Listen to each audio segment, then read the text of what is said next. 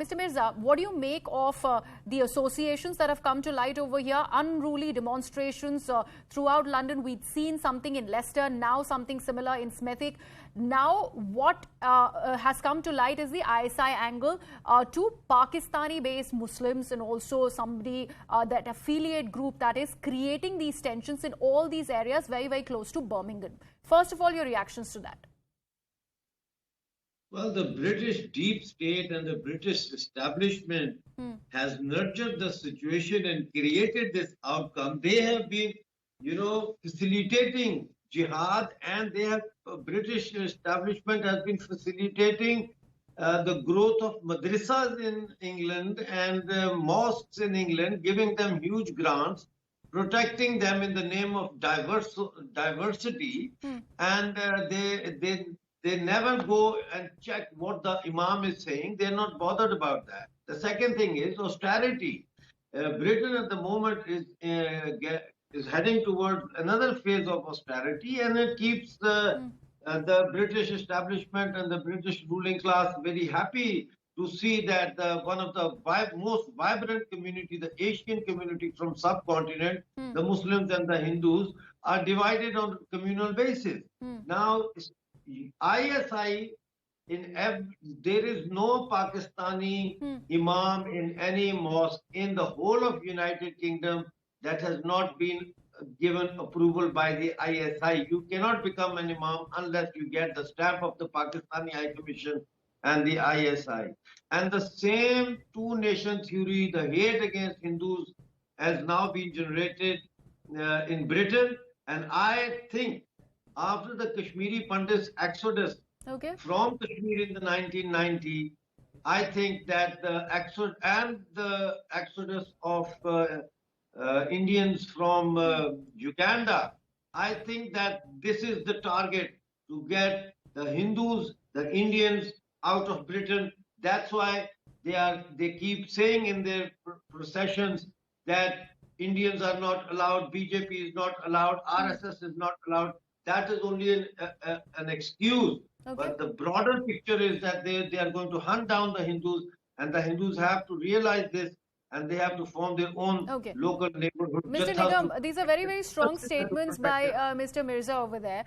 Now, he says that any sort of imam which is based out of a masjid in London or central London, for that matter, these are areas around Birmingham that we are talking about, needs that ISI stamp. Now, if we talk about these two places, Leicester and Smethwick, obviously these protests that started at the time of after the India-Pakistan match now seem to have gotten a completely different color. We're talking about targeting of Hindu temples in these areas. How do you see this sort of shift in the narrative, and who is to blame? In fact, if you look at the entire, incidents which are taking place in United Kingdom or England, there is a pattern to it. Although it started with India-Pakistan match, but at the root of it, it was two-nation theory, which always existed. And the way Pakistan is going down and India is coming up, that is also probably one of the reasons among the Pakistanis, and also to some extent some of the disgruntled elements in India who may also be involved, because they raised slogans against the BJP and RSS also there. So it was totally political in nature, with obviously religion being an integral part of it.